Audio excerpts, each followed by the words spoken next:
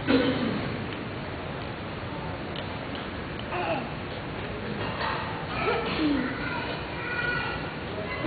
لله رب العالمين. الحمد لله الذي فرض علينا الصيام،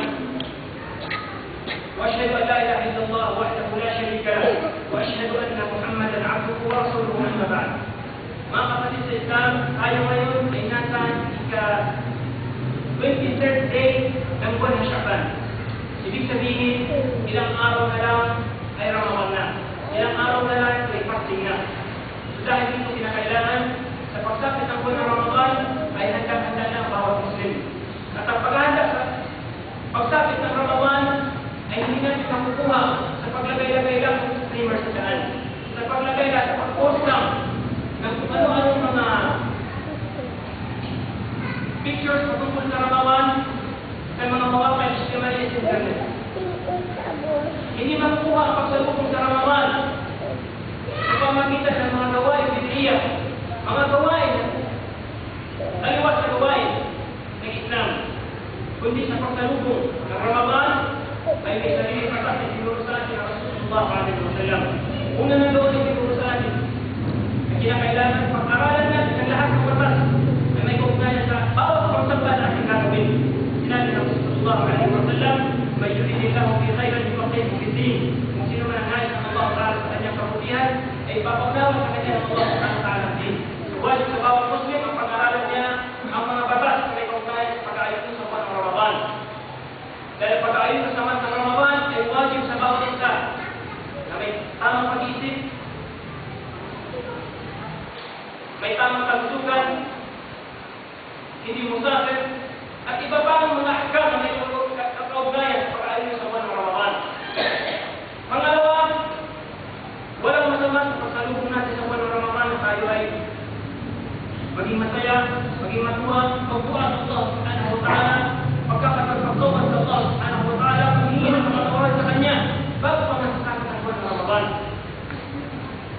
Ang Rasul sallallahu alaihi wasallam sinabi sa isang hadith, "Ja'akum shahru Ramadan, shahrun mubarak, farada Allah alaikum siyamahu, fihi tufattahu abwabul jannah, wa tughallaqu fihi abwabun niran." Ito'y sumasakit ang buwan ng Ramadan, binabalitaan ng Rasulullah alaihi wasallam kaya masasamahan ng magandang balita. Ibig sabihin, natutuwa siya, nasasayahan siya sa paglapit sa pagsakit ng Ramadan. Dumating na sa inyo ang buwan ng Ramadan, buwan ng mubarak. Dinasagan ito ng Rasulullah alaihi wasallam sa kanang Allah Ta'ala sa Quran Karim na buwan ng mubarak, malagras siyang buwan na nagdadala ng napakaraming kabutihan. Itinaputos sa inyo sa buwan na ito ang pag-aayuno, bubuksan sa buwan ng Ramadan, Jannah, pintuan ng Jannah, isa sa mga pintuan ng nar. Ganun din ang Rasul sallallahu alaihi wasallam bago sumasakit ng Ramadan, siya nagpaparami ng dua. Na sana maabutan kanya ang buwan ng Ramadan. Allahumma barik lana fi Rajab wa Sha'ban wa ballighna Ramadan. Kadalasan sa sabi ng Prophet Muhammad sallallahu alaihi wasallam, Ya Allah, gawin mong magrasya, malagrasya sa amin ang buwan ng Rajab at ang Sha'ban, at itakda mo na maabutan pa namin ang buwan ng Ramadan. Ganun din kinakailangan ng pagpaparami ng pagtawbah, pag-istighfar sa pagsakit ng buwan ng Ramadan. Dahil kung may darating na bisita sa atin na nagdadala ng maraming kabutihan, pagkatapos ba ng mga kriminal ay maraming kasalanan sa maraming kaya natin, bibigyan tayo ng kabutihan niya. Ganun din sa pagsakit ng buwan ng Ramadan. Walang makikinabang sa kabutihan sa dala ng Ramadan kundi ang mga tao ay seryoso at determinado na pag-ulit nila ang kanilang buhay sa pamagitan ng pagkain ulit sa buwan ng Ramadan. Kung sa loob ng 11 months, hindi mo na kaya ng tigilan ang paninigarilyo, bakit hindi mo tigilan sa pagsakit ng buwan ng Ramadan at ituloy-tuloy mo na ang pagsigil mo sa paninigarilyo. Sa loob ng isang buwan, wala kang sigarilyo. Sa loob ng isang buwan, nakayanan mo na iwanan ang syahwa. Ang pagsunod mo sa sarili mo pagdunatan, bakit mo ito hindi? So, ang buwan ng Ramadan, itinuturo sa atin na napakaraming aral na hindi natin sa kaya ipaliwanag na ganito kaya may oras lamang, hinahis mo ko na ang kala ng pagkaluman niya tayo. Iba pang oras, iba pang panahon,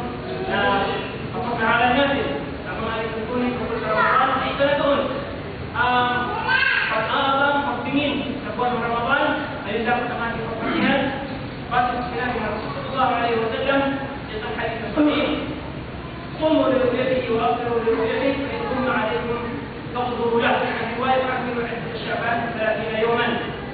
Maka yun kayo kapag makita niyo sa Ramadan at mag-fasting kayo kapag makita ninyo buwan. Mag-fasting tayo kapag makita natin ang buwan. Pagtingin kita sa pag-fasting, dapat makita din natin ang buwan. So, kung titingnan natin yung nakasaad sa mga kalidas ngayon, tatama, ka-29, araw na pagtingin ng buwan sa yung Khamis at dahil sa Juma, kapag makita nyo ng buwan, unang first day natin, pag-ayun, Bismillah ta'ala, ay sa yung Juma, kung hindi naman ay sa yung Sabt, araw ng Sabado. Minatin sa Allah subhanahu wa ta'ala na magulang pa natin sa maraming Ramadan. Allahumma ballagna Ramadan, Allahumma barik lana fi Sha'ban wa ballagna Ramadan. اللهم بارك لنا في شعبان وبلغنا رمضان. اللهم بارك لنا في شعبان وبلغنا رمضان.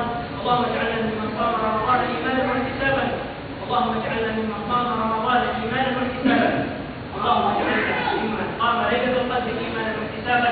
اللهم اغفر لنا ولاخواننا الذين سبقونا بالايمان ولا تجعل في قلوبنا غلا للذين امنوا واغفر لنا انك رؤوف رحيم.